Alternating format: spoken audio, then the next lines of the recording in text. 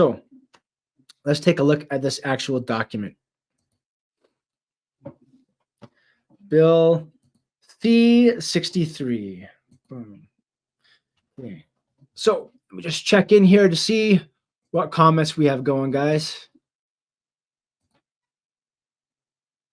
None. You're all riveted watching. I know. Okay. So, Bill C-63 is an act to enact the Online Harms Act to amend the Criminal Code, the Canadian Human Rights Act, and an act respecting the mandatory reporting of internet child porn by persons who provide an internet service to make consequential and related amendments to other acts, namely the Human Rights Act and the Criminal Code. First reading was February 26th. It is now February 29th. So first reading of this bill in the House of Commons was three days ago. So I'm just going to read the summary. It's a couple pages. Bear with me, okay? I'm only going to read the English, though, because Her Excellency, the Governor General, recommends to the House of Commons. Yeah, by the way, just as an aside, this always bothered me. Like, Her Excellency, Your Worship, calling a judge. It's reserved for, like, even as a secular person, like saying Your Worship, or like, it's just that you're not a freaking deity, okay? Her Excellency, towing the party lines, or she's excellent at. Anyways, Her Excellency the Governor General recommends to the House of Commons circumstances in the manner and for the purposes set out in the measure entitled an act to enact the Online Harms Act to amend the Criminal Code, the Canadian Human Rights Act, and an act respecting the mandatory reporting of internet child porn by persons who provide an internet service and to make consequential related amendments to other acts. So let's censor speech and let's use tax dollars. We're going to take money from your paycheck and then we're going to use that money to put you in jail for saying mean things about the government. Or, sorry, about people based on a prohibited class as we read this bill. So, Part 1 of this enactment enacts the Online Harms Act, whose purpose is to, among other things, promote the online safety of persons in Canada. It doesn't say children, eh? Interesting. Reduce harms caused to persons in Canada as a result of harmful content online and ensure transparent and accountable with respect to their duties under that act. Here it is. Creating a Digital Safety Commission of Canada, also known as the Ministry of Truth. Digital Safety Commission with an ombudsman, a chairperson, all sorts of bureaucrats to eat our money, to go look online, to snipe hateful content. Probably with the help, they're probably just going to sit on their asses up there on a desk and let AI do the work, and they're going to collect the paycheck for it. So that's fun. Okay, I think I don't need to read the summary. We kind of all know what they say it's going to be about. They say it's going to be about protecting kids. But let's go down further and read a little bit more into this.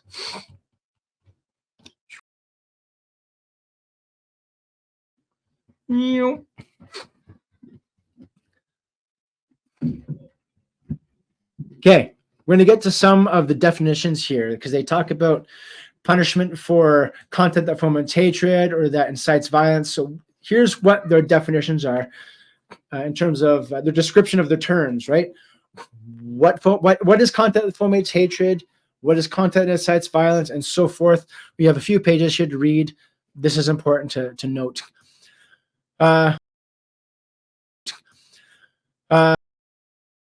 Content that expresses detestation or vilification of an individual or group of individuals on the basis of a prohibited ground of discrimination within the meaning of the Canadian Human Rights Act, and that, given the context in which it is communicated, is likely to foment detestation or vilification of individual group or individuals on the basis of such a prohibited ground.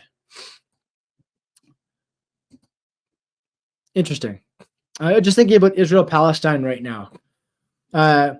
If I say pro-Israel, if I say pro-Palestine, can either be grounds to, you know, one's a genocide, one's not, you know, one's evil, one's not. It's very, very gray area. Like, who's the deciding person? Is it it's the Digital Safety Commission and the ombudsperson and the people that are appointed by the Liberal government are going to decide what is hateful. Awesome. I feel so great about that in our country right now.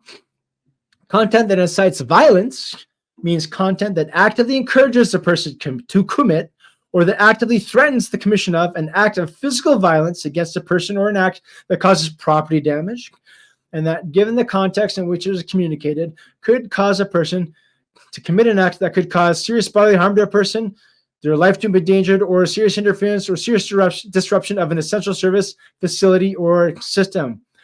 So if you are a farmer or you say to the farmers, hey, I love what they're doing in Europe, spraying poop all over the government buildings, that could be considered an act that encourages property damage, and could be faced with serious penalties. We'll get to those penalties shortly. Content that incites violence, extremism, or terrorism means content that actively encourages the person to commit or that actively threatens the commission of, for a political, religious, or ideological purpose, an act of physical violence against a person or an act that causes property damage with the intention of intimidating or denouncing the public or any section of the public, or compelling a person, government, or domestic or international organization to do or refrain from doing any act in that, given the context in which it is communicated, could cause a person to commit an act that could cause bodily harm, serious bodily harm, life endangerment, serious risk to health or safety of the public or any section of the public. Content that induces a child to harm themselves. Okay, what is this? Communicated. It could cause a child to inflict internal themselves, have an eating disorder, or die by suicide. So, if you don't let kids get their dicks cut off, if you don't let them take the puberty blocking drugs and the chemical, surely become Simon. You don't let them be trans because the teacher said so. Out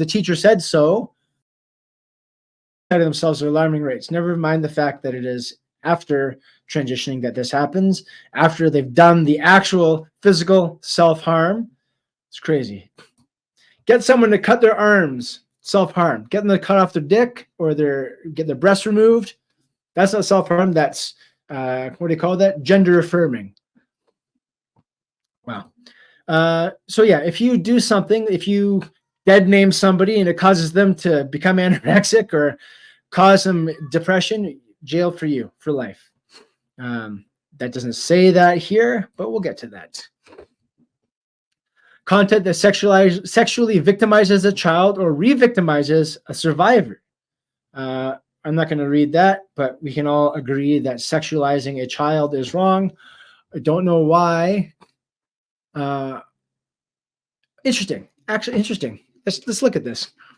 Content that sexually victimizes a child or re-victimizes a survivor means a visual representation that shows a child or a person depicted as being a child who is engaged in or depicted as being engaged in explicit sexual activity. Online. What about the books in our libraries and our schools, like genderqueer?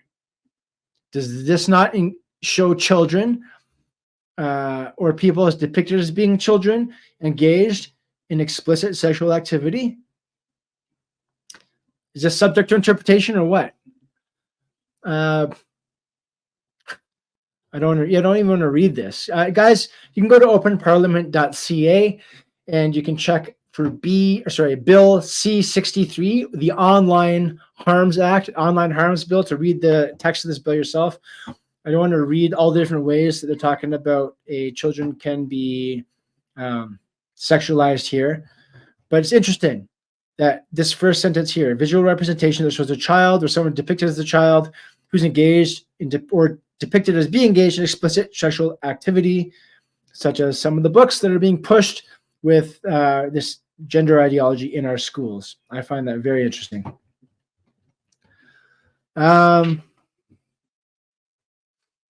Okay, content used to bully a child. Okay, here's what I want to get at here on page 61. So we're going to go down here. Let's find page 61. 66, where are we? Definition of who you cannot discriminate against. Okay. Hate crime. This is what we want to get at. The speech and the hate crime. An offense motivated by hatred. Everyone who commits an offense under this act or any other act of parliament, if the commission of the offense is motivated by hatred based on race, national or ethnic origin, that should mean hatred against white people too, just saying, language, color, religion, sex, age, mental or physical disability, sexual orientation, or gender identity or expression is guilty of an indictable offense and liable to imprisonment for life. Here it is. Liable to imprisonment for life. In Canada, that means 25 years. Still a long time for a hate crime. What is a hate crime? What is hate speech? Well, for the purpose of subsection 1 here, hatred has the same meaning as in subsection 319.7. Oh, you're going to have to get me to go back to 319.7 now? You bastards. 319, here we go. 319.7. Where are we? Section 9, 4. God, where are you? Section 7. Come on. Here it is. Nope. Okay. I'm not going to eat your time trying to search this out. Let's go back to page 61 and read further. For greater certainty, the commission of an offense under this act, hatred. Oh, okay. For greater certainty, the commission of offense under this act or any other act of parliament is not for the purposes of this section motivated by hatred based on any of the factors mentioned in subsection 1 solely because it discredits, humiliates, hurts, or offends a victim. So if your butt hurt, this shouldn't affect you. It has to be legitimate hate. But again, who's deciding this? Someone appointed by someone who disapproves of dissenting opinions.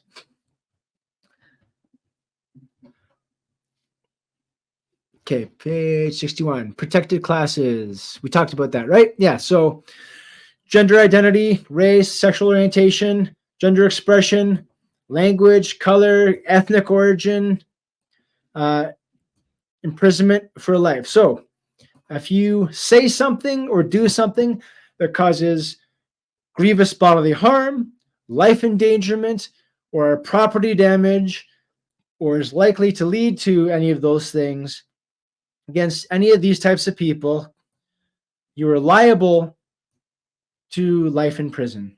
And again, excuse me, that's 25 years.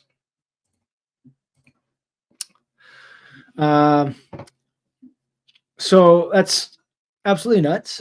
Jeff Witt here says they, the government, the government, is guilty of pushing self-harm both physically and psychologically on today's youth. Yes, as we see now a lot, the mandates that they have given for the snake bite, which is now lots of reports coming out talking about how damaging it is, was mandated in the federal service, mandated in the military, mandated in so many private companies, mandated virtually everywhere.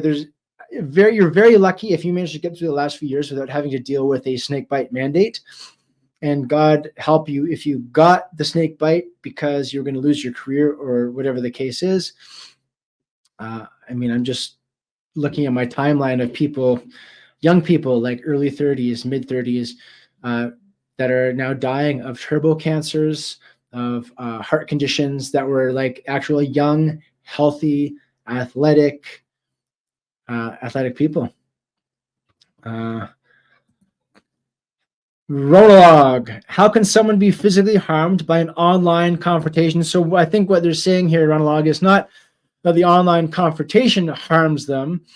It's that if it's hateful and incites people to commit violence to someone based on gender expression, on race, on whatever the case is, they're saying that that could be counted as hate speech. Now, We are skating on thin ice in terms of definitions, in terms of what can constitute hate speech, and what really the crux of it is what constitutes harm. What constitutes harm? Mental well-being. If I say to somebody that identifies as, as a biological male, identifies as a female, and I say, you're not a real female, is that causing them harm? That causing them enough distress that they're going to go kill themselves or cut themselves or something?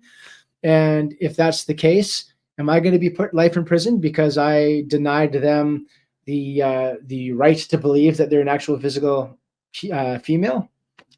It's a really good question. Yes, I agree. Sounds like it's worded in such a way that anything could be interpreted as harmful. Yes, absolutely. Oh, by the way, I see, Ronalog, you were on Rumble right now. And I just want to remind everybody that you can't see this flag. Here, let me go put this as my background. I have this flag that you see back here. Get out of the way. Please leave me alone. By Delta to Alpha Design. If you guys are on Rumble, as our Ronalog here is, and you send a not super chat, excuse me, that's YouTube's terminology. If you send a Rumble rant, which is like a YouTube super chat, you'll get this full 3x5, please leave me alone, Gooston flag by Delta to Alpha Design. An amount, a Rumble rant of any amount, you'll be entered into that. And it has to be tonight because it's been for all the streams through February. If you do not win the flag, don't you worry. You can go to delta2alpha.com and make a purchase of the flag there for whatever their full price is. Happy to support them. They're a great company here in Alberta. So go support them. Go buy a flag off their website, but also leave a Rumble rant on this video, on this live stream tonight, and you will be entered to win. And if you're the only one that leaves a Rumble rant, Ronalog, flag is yours. At any rate, yeah. So exactly, who defines what harm is? Who defines what hate is? Well, it's that Digital Safety Commission, Digital Security Commission, which is appointed by the standing government. So whoever the government likes, Mr. Trudeau there appointed, as we saw, half the Senate. His buddies with the Governor General, the now disgraced Brenda Lucki, former commissioner of the RCMP, was basically his lapdog. And so he's going to appoint someone just like that, someone to toe the party line. It is a kangaroo court, and this is the thing too, just as an aside, all these legal challenges going on against the federal government and against provincial governments for the snakebite mandates and lockdowns and damages. I don't trust that the courts are honest. I don't trust that the courts aren't captured. That, I volunteered with, I mentioned, I think before, I volunteered with Hamilton Police Victim Services. I was a direct service volunteer, and this was 2 decades ago. But the coordinator for that program, Elizabeth Repchuk. Elizabeth, if you ever do see this, cheers. She's a really nice lady and really good at what she does. But she did say that we're talking about victims going in court and having to read a victim impact statement or kind of rehash and become re-traumatized, essentially, because of having to face their attacker in court and having to outline and describe what happened. She was saying that that's why we call it a legal system and not a justice system, because in order for justice to be done, the victim has to relive the trauma. And she was saying that's the legal system. But I also just don't, there's miscarriages of justice all the time. We've seen these, the gentlemen from Coutts, Alberta. We've had the 4 of them that were locked up for 2 years in remand. 2 of them are now out on plea deals. 2 of them are still in remand. Still no actual conviction, but still waiting in remand for their trial. I think they've been doing pre-trial now. You have another, the alleged Coutts organizers and the alleged Coutts leadership that's on trial. You have all sorts of people that are fighting fines for the businesses being open during lockdowns, or, we even have, there's even high fines for excessive honking. You honk your horn, you get a fine. This is how stupid we've become in Canada. and people have to go fight this now. And some are winning, some are losing. Some are losing their cases.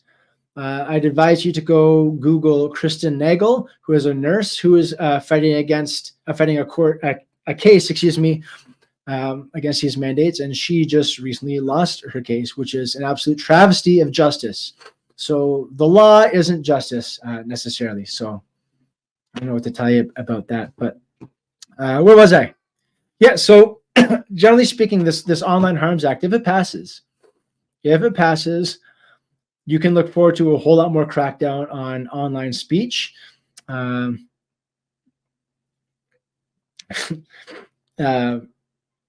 It's scary times. Now, if you're a little bit more optimistic on the more white pill side of the street, you live on the sunny side of the street, you might think there's no way this is going to pass, or there's no way that it's going to pass in the way that it's currently written. And I hope that you're right. I hope that the common sense people in the House of Commons, if there's any of those 338 in there if there's any one of you that they'd stand up against this and be vocal about it. I don't know that they are. They're maybe going to toe the party line on this. And by I say party line, I mean like the uniparty line. Because this grants the government powers, and I don't know that either side is going to want to give up those powers. And I hope I'm wrong, and I hope I'm just really cynical, and that I'm proven wrong. I'd be happy to see really cynical, and that I'm proven wrong. I'd be happy to see the light at the end of this tunnel.